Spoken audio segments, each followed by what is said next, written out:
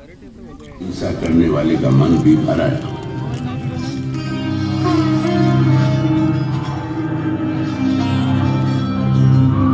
हैवानियत के बीच इंसानियत फिर से पैर जमाने लगी। यही कामना है हिंसा के खिलाफ अहिंसा की मजबूत जड़ें। कि मेरी ये कामना किस हद तक है, और यदि तुम में से कुछ इसे समझ भी जाए तो भी तुम इस कामना की शिद्दत को पूरी तरह नहीं समझ सकते। मैं अहिंसा के उसी नाद का प्रतीक हूं जिसने इस ब्रह्मांड को एक सूत्र में बांध रखा। भाईचारे की सच्ची परिभाषा होना इंसानियत का होना है। सम्राट अशोक की ऐतिहासिक कहानी प्रारंभ होती है उनके दादा चंद्रगुप्त मौर्य से। ईसा की चौथी शताब्दी का अंत एक बटी हुई राजनीतिक स्थिति के शुरुआत का समय था। देश जन विश्व ग्राम कुल और राज्यों में बटे हुए थे। अलग अलग प्रदेश, अलग अलग शासक, अलग अलग शासन व्यवस्था, अलग अलग कायदे कानून। समय आया ईसा पूर्व 321 का। 25 साल ऐसा ही करना होगा। भूखे को अगर थाली की गर्म खिचड़ी साल था ईसा पूर्व 305 का। चंद्रगुप्त सेल्यूकस से जा भिड़ा।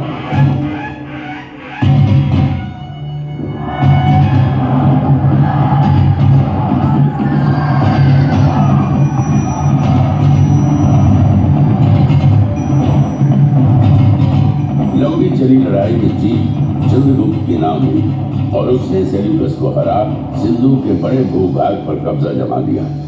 बंगाल से लेकर हिंदू कुश और हिमालय से लेकर नर्मदा तक के प्रदेश चंद्रगुप्त की छत्र छाया में आ गए। एक नए युग, नई व्यवस्था ने बीज से पौधे का रूप ले लिया। राज्य साम्राज्य में बदल गए और जन्म हुआ दुर्जय मौर्य साम्राज्य का। ऐसा कहते हैं कि अपने जीवन के अंतिम काल में चंद्रगुप्त मौर्य जैन सन्यासी बन गए। अपना साम्राज्य अपने पुत्र बिंदुसार को सौंप जैन मुनियों के साथ दक्षिण की ओर चले गए तथा जैन रीति के अनुसार अनाहार द्वारा अपने जीवन का त्याग कर दिया। चंद्रगुप्त के बाद बिंदुसार ने विशाल मौर्य साम्राज्य की बागडोर अपने हाथों में ले ली। चंद्रगुप्त के साम्राज्य विस्तार का सपना बिंदुसार का सपना बना। उसने दक्षिण पर आक्रमण कर मौर्य साम्राज्य का विस्तार सुदूर दक्षिण में मैसूर तक कर दिया। उसने बंगाल की खाड़ी और अरब सागर के बीच के समस्त प्रदेशों को जीतकर मौर्य साम्राज्य के अधीन कर लिया। भारत के विशाल भूभाग पर मौर्य के रथ की विजय पताका लहराते दौड़ने लगी।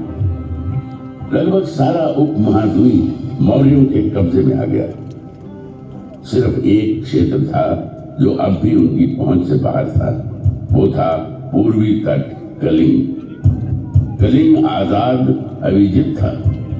उसने विजयी मौर्य रथों को अपनी सीमा में घुसने नहीं दिया था। कलिंग की सीमा पर अब भी कलिंग का ही ध्वज लहरा रहा था।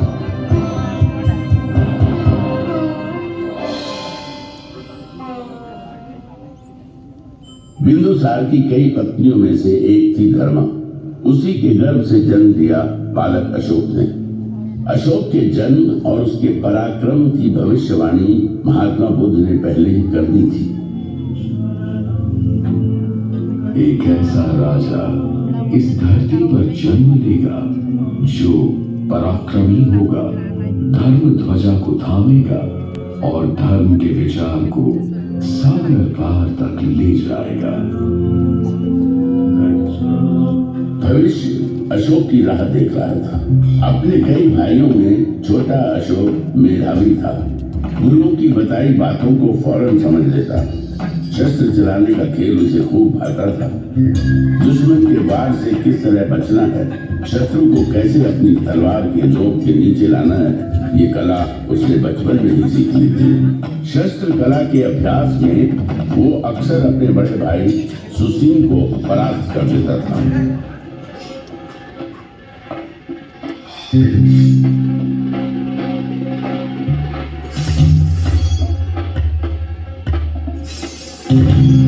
मेरे पुत्र, तुम्हारा भाई सुसिम तुमसे ये उम्र में तुमसे बड़े हैं, लेकिन शस्त्र चलाने को तुम्हारी अद्भुत क्षमता और पराक्रम के आगे तुमसे छोटे हो जाते हैं। तुम दोनों मुझे प्रिय हो पुत्र। तुम पितामह चंद्रगुप्त के पौत्र हो, मौर्य साम्राज्य के भावी संरक्षक।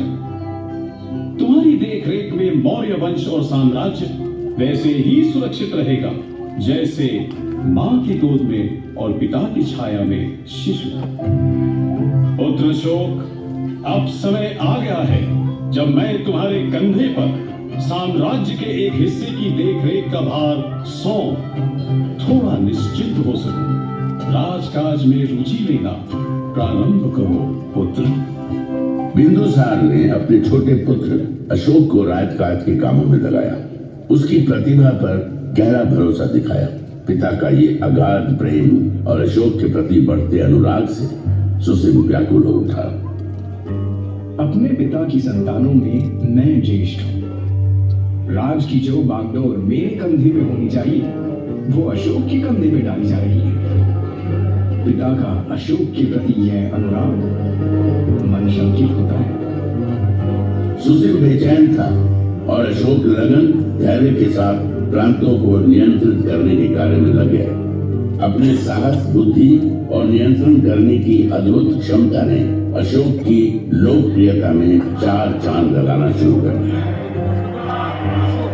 अशोक की बढ़ती प्रसिद्धि और प्रांतों को नियंत्रित करने की क्षमता से जहां एक तरफ बिंदुसार का भरोसा अशोक के प्रति बढ़ता जा रहा था, वहीं युवराज सुसिम का भावी सम्राट बनने का भरोसा डगमगाने लगा। युवराज होने के बावजूद अशोक उसे प्रतिद्वंदी की तरह नजर आने लगा। सुदूर उत्तर पश्चिम तक्षशिला के प्रांत में असंतोष बढ़ने लगा था। फौजी गुटबाजी शुरू हो गई थी। एक प्रांत के अंदर कई सैन्य दल बन गए थे। उनकी आपस की खींचतान और असंतोष से तक्षशिला खतरे में था। सुसिम के लिए यही अवसर था जब वो अशोक को पिता बिंदुसार की नजरों से दूर कर सकता था। सुसिम ने इस अवसर का भरपूर फायदा उठाया। आपस में शत्रुता वाली हुई तक्षशिला में सैन्य दल आपस में लड़ रहे हैं। यदि इसे शीघ्र रोका नहीं गया तो वह दिन दूर नहीं जब तक्षशिला मौर्य साम्राज्य के खिलाफ विद्रोह कर लेगा। पितामह चंद्रगुप्त के साम्राज्य की रक्षा करनी है तो तक्षशिला के विद्रोह को शांत करना ही होगा। हम भाइयों में सिर्फ अशोक ही ऐसा है जो इस विद्रोह को शांत कर सकता है। इसलिए मैं आपसे आग्रह करता हूँ कि अशोक को यथाशीघ्र तक्षशिला प्रस्थान करने का आदेश दें। बिंदुसार ने अशोक को तक्षशिला में हो रहे उपद्रव और बढ़ रही अशांति को शांत करने के लिए तक्षशिला जाने का आदेश दे दिया। अशोक अपने बड़े भाई सुसिम की योजना से अनजान अपने दल बल के साथ तक्षशिला की ओर बढ़ चला। अशोक ने पाटलिपुत्र से तक्षशिला, आज के सिंध प्रदेश तक की लंबी यात्रा तय की। अशोक की व्यवहार कुशलता, उसकी बहादुरी और राज चलाने की उसकी नीति से तक्षशिलावासी पहले से ही परिचित थे। अशोक के तक्षशिला आगमन को वहां के लोगों ने बड़े उत्साह और खुले हृदय से लिया।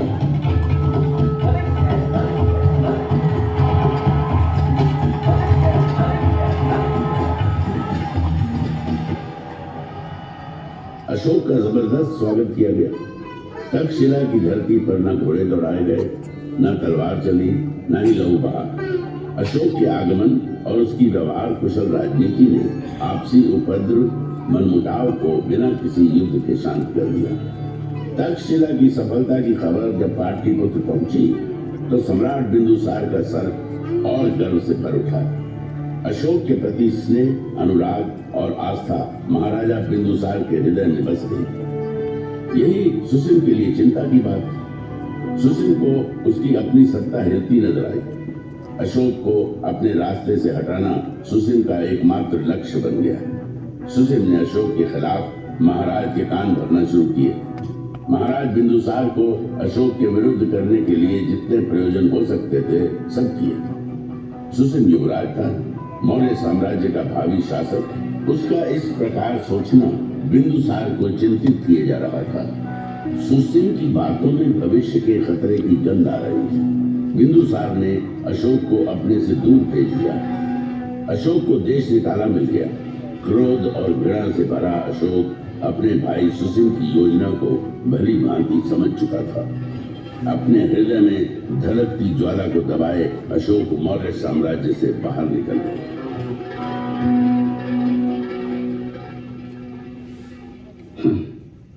मौर्य साम्राज्य के महाराज जो मेरे पिताजी हैं, उनका संदेश आया है।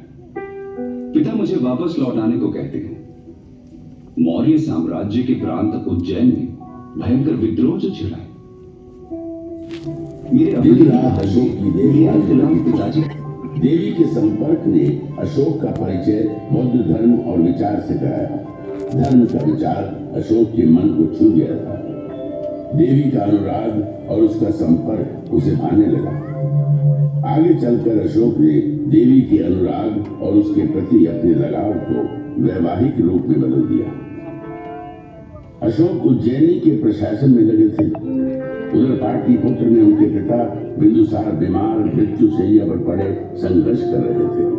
पिता पुत्र दोनों संघर्षरत थे। दोनों ओर संघर्ष था। संघर्ष था जीवन का। अशोक उज्जैनी के संघर्ष के विजयी योद्धा थे, लेकिन पिता बिंदुसार मृत्यु से अपने जीवन का संघर्ष करते हार गए। मृत्यु ने जीवन पर विजय प्राप्त की।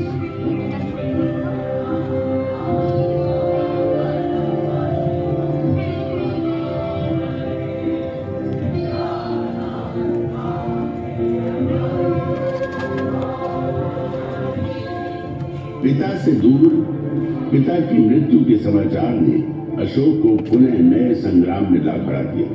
धूल के गुबार उठने लगे। मन में दुख करुणा का बवंडर सा उठ खड़ा हुआ। कई तरह के प्रश्न आपस में टकराने लगे। प्रश्न था आने वाले समय के मौर्य साम्राज्य के गौरव का। पिता नहीं रहे, मुझे पाटलिपुत्र लौट जाना होगा। पितामह चंद्रगुप्त और पिता बिंदुसार के विशाल मौर्य साम्राज्य के भविष्य पर पुनः अनिश्चय के बादल मंडराने लगे हैं।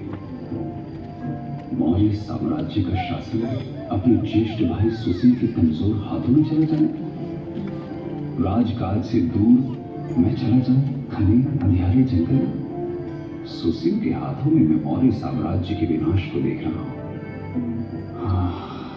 काल, तूने मुझे पुनः मझधार में ला खड़ा किया है। मेरा जीवन संघर्ष और उठापटक का चक्र बनकर रह गया है। इससे मुक्ति नहीं। अशोक को साम्राज्य के भविष्य की चिंता थी। कई तरह के प्रश्नों ने आ घेरा था। वे उसमें उलझते चले जा रहे थे। तभी राधा गुप्त के नेतृत्व में अशोक को चाहने वाले मंत्रियों की एक मंडली आई। राधा गुप्त अशोक को भावी सम्राट के रूप में देख रहे थे। मौर्य साम्राज्य का भविष्य तभी सुरक्षित था जब उसकी बागडोर अशोक जैसे कुशल प्रशासक के हाथ में हो। यदि संघर्ष ही मेरी नियति है तो मैं लड़ूंगा। पितामह चंद्रगुप्त के साम्राज्य की परिभाषा की रक्षा के लिए लड़ूंगा। ये संग्राम महान मौर्य साम्राज्य के गौरव की रक्षा का संग्राम है। जो भी इसके रास्ते में आएगा मारा जाएगा। मौर्य गौरव की रक्षा करना मेरा प्रथम कर्तव्य है। इसकी राह में मेरे भाई मेरे संबंधी जो भी आते हैं आने दो। अपने हथियार उठाओ, खोलो घोड़े, जो भी सामने आता है हत्या कर दो उसे। बहने दो खून की नदियां। चलो पाटलिपुत्र की ओर।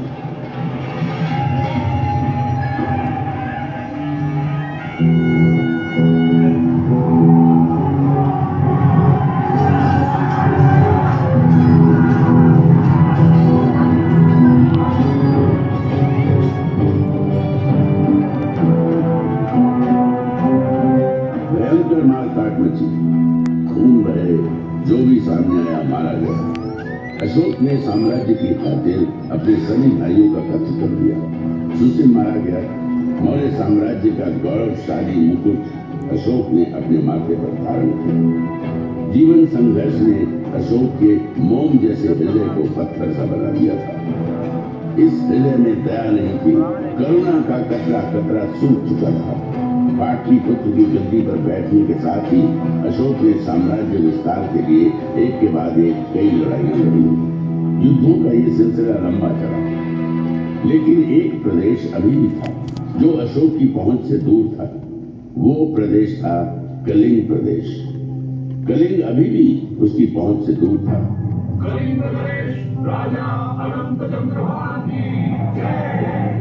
कलिंग प्रदेश राजा अनंत चंद्रभान की जय। कलिंग आजाद था, पराधीनता उसे स्वीकार न थी। उत्तर भारत के समस्त राज्य अशोक के कब्जे में आ गए थे। पूरब में बंगाल और दक्षिण में कृष्णा नदी तक उसका साम्राज्य फैल चुका था। कौटिल्य के अर्थशास्त्र के अनुसार अशोक की राजधानी पाटलिपुत्र उस समय दुनिया के सबसे बड़े नगरों में गिनी जाती थी। 5 करोड़ से अधिक आबादी का सम्राट अशोक दुनिया के सबसे ताकतवर सम्राट के रूप में जाना जाने लगा। विजय जिसके माथे पर लिखी थी, जो अविजित था, अजय सिर्फ कलिंग का प्रदेश था जो उसके विजेता होने को चुनौती दे रहा था। कलिंग का इलाका जहां एक ओर स्थल मार्ग से जुड़ा था, वहीं दूसरी ओर सामुद्रिक मार्ग से भी। इसलिए राजनीतिक और सामरिक दृष्टि से वो महत्वपूर्ण बना हुआ था। दूरदर्शी अशोक दक्षिण भारत पर अपनी बेहतर पकड़ बनाने के लिए कलिंग को अपने अधिकार में करने के महत्व को भली भांति समझ रहे थे। मौर्य साम्राज्य को अभेद्य बनाना है तो समुद्री मार्ग को कब्जे में करना होगा। सामुद्रिक मार्ग भविष्य में आफत डाल सकता है। कलिंग, हाँ, कलिंग को कब्जे में करना होगा। कलिंग विजय भूमार्ग और जलमार्ग दोनों पर विजय लेकर आएगी। अशोक ने कलिंग के विरुद्ध युद्ध की घोषणा कर दी। अशोक के अश्वारोहियों और पैदल सैन्य बलों ने कलिंग को घेर लिया। जबरदस्त किलेबंदी की गई। देश के बाकी हिस्सों से कलिंग का संपर्क टूट गया। अशोक को लगा कि कलिंग जल्द ही कुछ नहीं देख देगा, लेकिन कलिंगवासी स्वाभिमानी, स्वतंत्र विचारों के, स्वतंत्रता प्रिय थे। आजादी प्राणों से अधिक प्रिय थी। भयंकर मारकाट मची।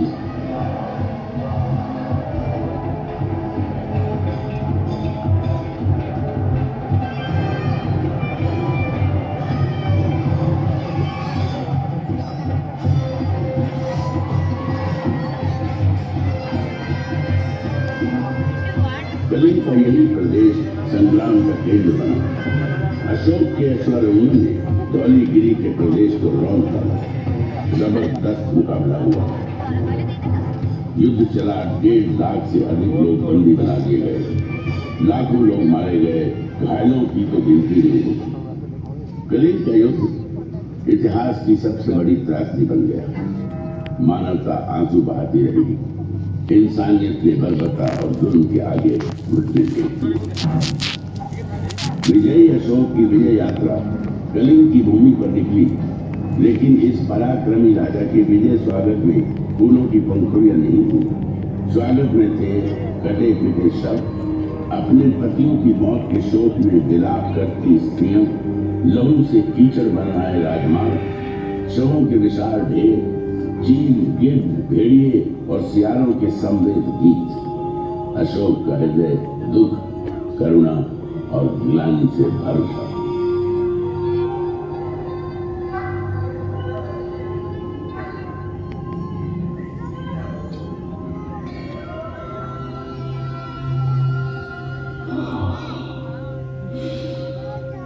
ये मैंने क्या कर दिया?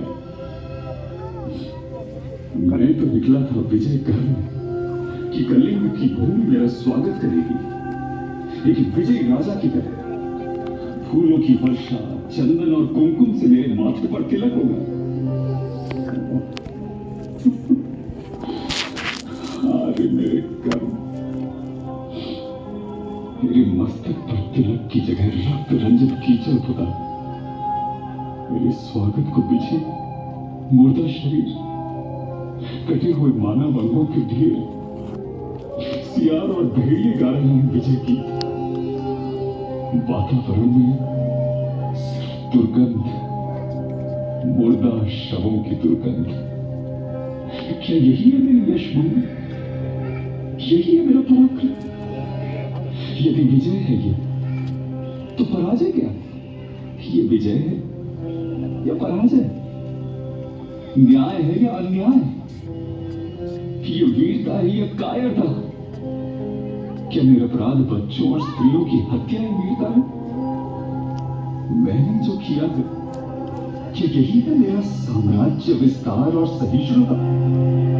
किसी के पति मारे गए, किसी के पिता, किसी के बच्चे तो किसी के गर्भ पर हुआ है। मुर्दा शवों के ढेर थे, क्या किया मैंने? ये विजय प्रतीक है या पराजय की बूंद? ये मंडराते गिद्ध, चील और कौवे संदेश वाहक हैं उस दुराचारी की मृत्यु के जिसने ये कर्म किए। प्रभु, मुझे शांति कहां मिलेगी? मेरे प्रभु, अपनी शरण में ले लो ईश्वर, अपनी शरण में ले लो, मुझे थाम लो। प्रभु, शांति चाहिए मुझे, मेरे प्रभु, शांति चाहिए।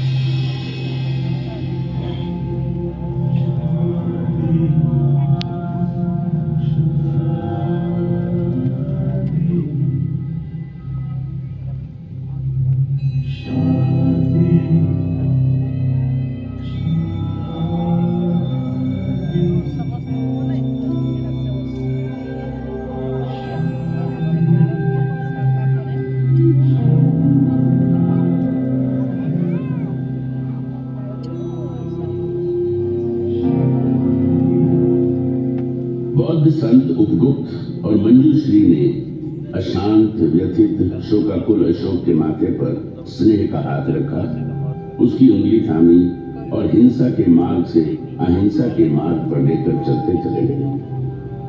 उसने हिंसा का त्याग कर अहिंसा को अपना धर्म बना लिया। अशोक बुद्ध के मार्ग पर चल निकले और कहे गए, देवन प्रिय, देवताओं के प्रिय, प्रिय दासी। उसके शासन के मंत्र बन गए। कलयुग जहां अशोक। सड़कों पर मैंने बट वृक्ष लगवाए हैं जो पशुओं और मनुष्यों को छाया देंगे। प्रत्येक 9 मील की दूरी पर मैंने आम के बागीचे लगवाए हैं और कुएं खुदवाए हैं। विश्राम गृह बनवाए हैं, कई पिलाऊ बनवाए हैं। मैंने ये सब इसलिए कई शांति संदेशकों को देश विदेश के विभिन्न हिस्सों में भेजा।